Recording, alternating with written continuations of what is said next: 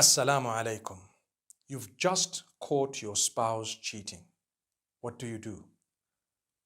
Well, I can tell you it's a very difficult moment because you probably are very upset, extremely saddened, at times shocked, and in disbelief. Emotions are running high. Sometimes there might be yelling and screaming happening because of that disbelief. Try and calm yourself down.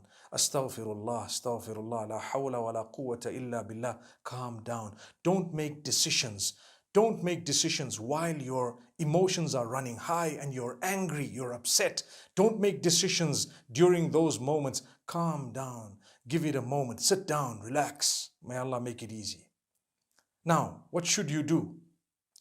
You need to ask yourself a few questions. What exactly did they do? Look at the magnitude of the cheating.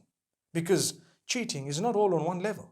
I mean, a person who has just sent SMSs or messages to someone is very different from a person who regularly met up in order to commit the sin of adultery or whatever else it may have been, the physical intimacy. These are very different levels. So it depends what exactly they did, what you can prove beyond doubt. If something is doubtful, give them the benefit of your doubt, that's your spouse. But if something is proven beyond doubt, it's there. If it is on the highest level, then you need to look at what type of a spouse this person is. The cheater, the one who cheated, is he generally a good person? And if it's a female, is she generally a good person, a brilliant person who fulfills the rights, who actually has a good relation with Allah subhanahu wa ta'ala as well, whose character and conduct is beautiful, they've sacrificed for you and they've made a mistake. Subhanallah. If that is the case, consider that perhaps Allah exposed the sin of theirs early in the day in order to make them stop what they were doing through His mercy. He did not want them to continue. So out of His love for them, He exposed them right at the beginning and they were caught. And when they were caught, everything stopped.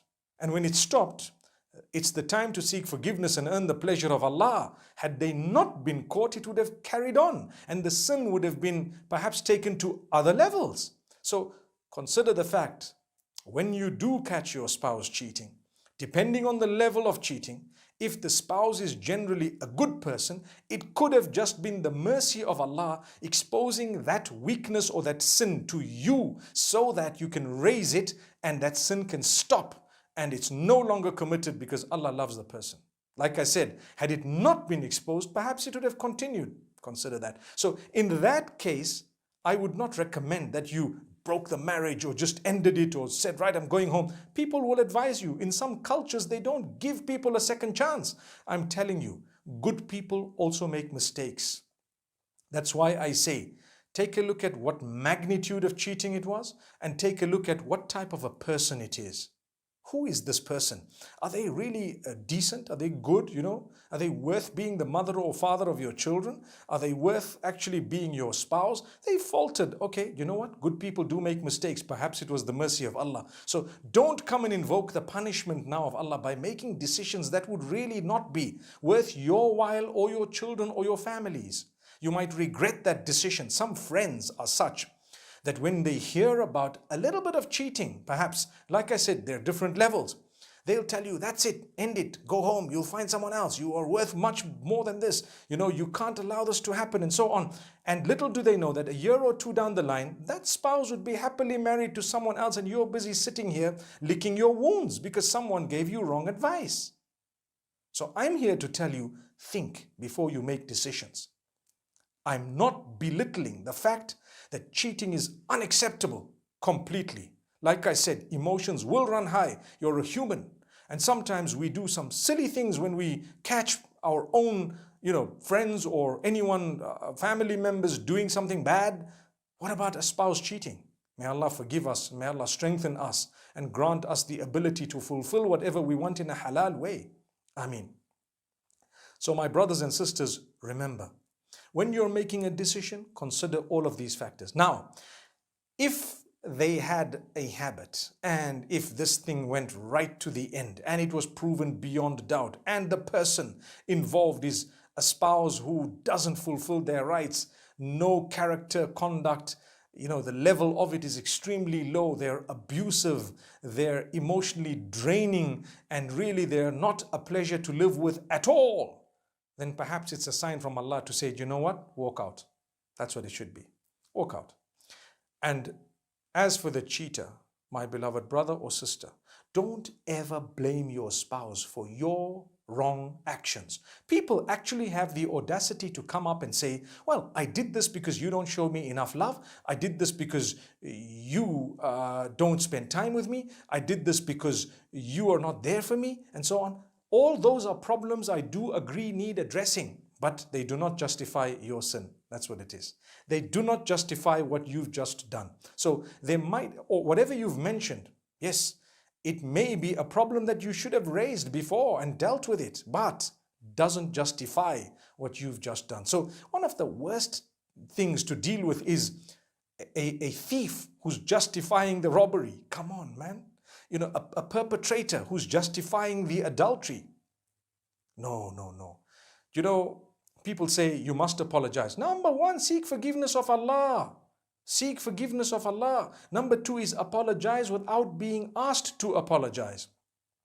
I believe when someone demands an apology and you give that apology, it's hypocritical in a lot of cases because they didn't want to give it, but you said, I want an apology. So you write an apology or you give an apology.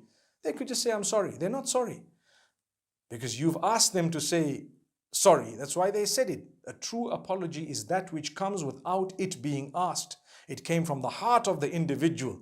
If they're remorseful, if they're apologizing, if they're good, if the sin they've committed is on a level that is forgivable, subhanallah rabbil alameen. You know what? I know of people who've forgiven and their relationships thereafter have become much stronger, not just among them, but even with Allah subhanahu wa ta'ala. And this is why it's important for family members, extended family members. If your child had a cheating spouse and they want to get back to that cheating spouse after they have made amends and reconciled, please support them. Support them. Good people also make mistakes at times.